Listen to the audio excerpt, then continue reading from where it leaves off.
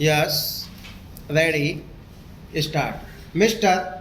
Deputy Speaker, sir, I would like to thank for the observations made right at the very beginning where the members have been reminded of limiting their debate within a certain rules and to confine themselves to the relevant subjects. I feel that has greatly helped us.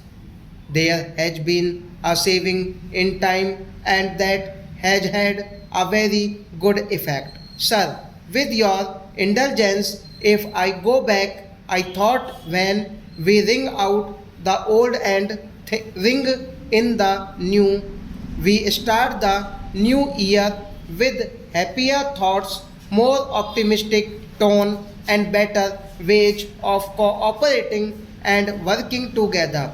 I thought the year that has passed by with all adverse comments and things which are really affecting the economy, inflation and condition of the country. Inflation and conditions of the country to some extent was a thing of the past and we were starting a new era with a more optimistic note and a greater confidence and also with a greater spirit of participation and coordination.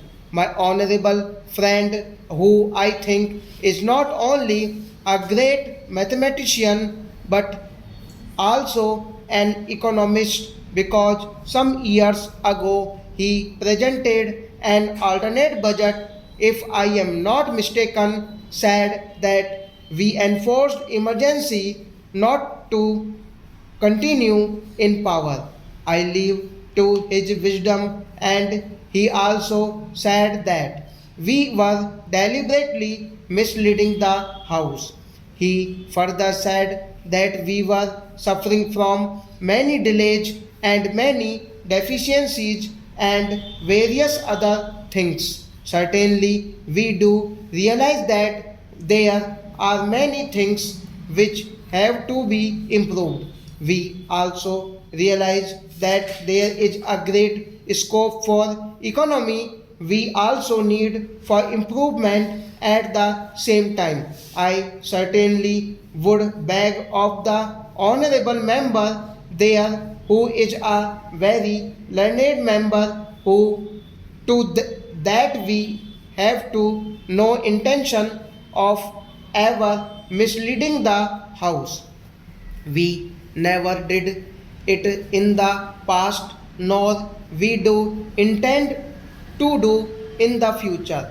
I do hope that he has the eyes not only to see and ears not only to hear, but at the same time he will cast his net a bit wider and see the things which have improved the economy and created a better country for him and for us, which will have an effect not only here but also abroad.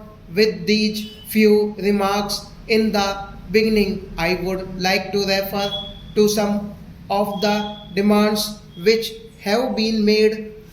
My friend raised certain specific points about dearness allowance. Of course, 5 installments of dearness allowance have been sanctioned, and it is true that demands have also been made for the sixth one. I would like to assure him and through him others and that the demands for this additional dearness allowance has been received by the government and it is under consideration, and when we consider it we will have to take into account the overall budgetary position and resource mobilization, but certainly it is under the consideration of the government and the government is not in any way less concerned than any other party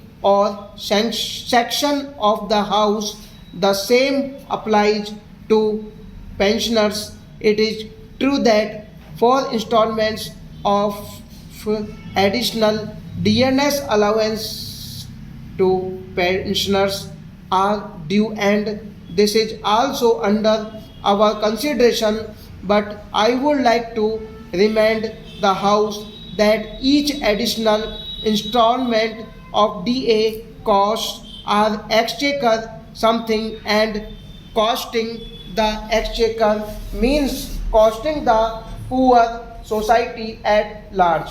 It will be rupees 47 or 50 crores for each installment of additional DNS allowance, plus what will be costing for pensioners. Therefore, it is quite a substantial sum, and therefore, when the budget is placed before the House, all these things will be taken into consideration, and even now, these are under the active consideration of the government. Second thing is about the plan which was referred to by the honorable member. I think this is one of those plans of which we really have to be very happy, because this is one of those items through which we shall be earning a lot of foreign exchange, and it is not the quantum of the foreign exchange alone involved. There is the modern technology, the sophisticated technology we will be gaining, and the future market. I think we have to take into consideration all these things in capturing the foreign market and keeping an overall view of things which will be required in future, and combining that along with the foreign exchange. I think this is one of the items of which the honorable member will not object, and I think he should welcome it. The other point is about the textile mills. It is true, and also as the honorable members are aware, the National Textile Corporation was set up to go into the question of how to rehabilitate or modernize these sick mills, which have a large employment potential also. All these matters were taken up with the Prime Minister, and I think this has also considered in all its aspect by the Commerce Ministry. Stop.